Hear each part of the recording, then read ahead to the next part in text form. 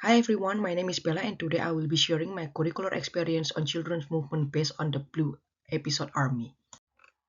In this episode, I observed Jack and Rusty's play, focusing on their movement. Jack begins by tapping his hand and wiggling his tail as he sits in the car seat. He hugs his dad, says goodbye, then runs into the open yard with his arms swinging. When Jack meets Rusty, Rusty invites him to play Army, and they quickly begin practicing a quick march together. Jack carefully observed Rusty's demonstration of hand signal, imitating cues for stop, get down, and move over there. As the play unfolds, Jack and Rusty crawl on their elbows and knees, keeping low to the ground, giggling and giving each other a thumbs up when Jack correctly interprets Rusty's signal. They perform push-ups side by side. Rusty points at location on a map, and Jack crouches to guard as logout. They sit together and share food. When they hear rustling nearby, they freeze and then they retreat quickly. They are running, rolling, and crouching low to hide. Rusty pretends to call for a helicopter while Jack twitching his eye recalling their position. Rusty signals Jack to follow and the boys run side by side across the open yard. Jack sprints ahead, showing his agility before both climb into the treehouse using arms and feet for coordination. Inside the treehouse, they sit together looking out the nature. After finish their game, Rusty salutes and Jack copy him, smiling brightly and wiggling his tail. At pickup time, Rusty runs to his dad while Jack waits on the classroom stair as their plays come to an end. I noticed dynamic transition in Jack and Rusty movements, crawling, crouching, running, rolling, and climbing. They also use movement as communication tools like salute, pointing, hand signal, and thumbs up.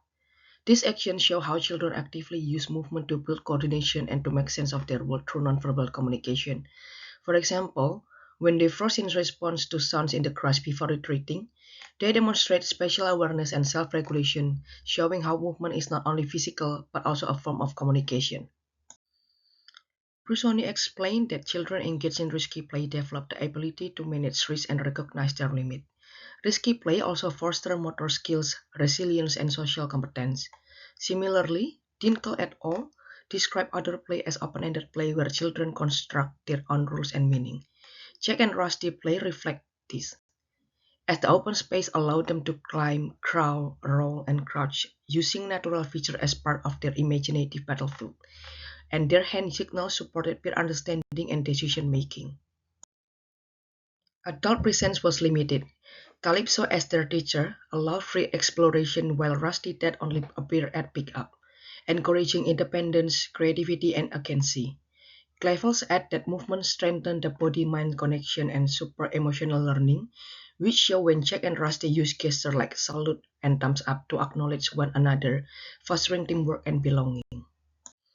The EYLF states that physically active play and attention to fine gross motor and fundamental movement skill provide all children with the foundation for independence, physical skill, and satisfaction in being able to do things for themselves. Jack and Rusty demonstrated this foundation, shifting pace, imitating signal, and role playing, which show motor competence, independence, and emerging leadership.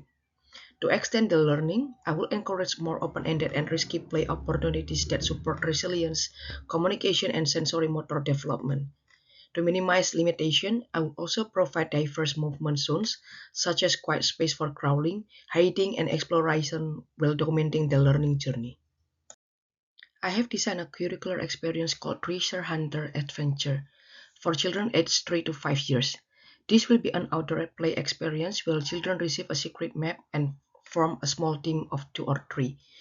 Together, they will navigate obstacles, follow movement clues, and search for hidden treasure in the play space.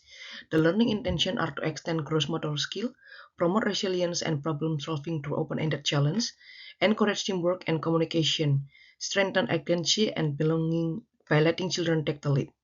In terms of space, place, and materials, the activity will be set outdoors in the park, and loose park and natural materials will be created an obstacle course, for example, logs for balancing, stones as bridging, cardboard tunnel for crawling, and trees for climbing or swinging. And jars will be act as safe zone, and small boxes containing treasure will be hidden around the play space. Opportunity for movement include crawling through tunnels, balancing across running and climbing to collect treasure, and resting in safe zone to strategize with peers. The theoretical justification draws from Dinkel et al., who highlight the benefit of unstructured outdoor play for resilience, risk-taking, and negotiation. Schwartz also notes that children learn best through direct experience like moving, touching, and exploring. This treasure hunt provides those opportunities while promoting whole body learning. As the educator, my role will be to act as facilitator, ensuring safety while giving children freedom to solve problems and collaborate. I will step in when needed and document how children negotiate roles, adapt movement, and problem solve as a group. The EYLF links are strong across all five outcomes. Outcome 1, children develop identity and belonging. Outcome 2, contribute to their world through teamwork. Outcome 3, strengthen well-being and physical health. Outcome 4, build problem-solving skill as confident learners. And outcome 5, use gesture and shared language as communicator. And this is my reference list. Thank you for watching my video.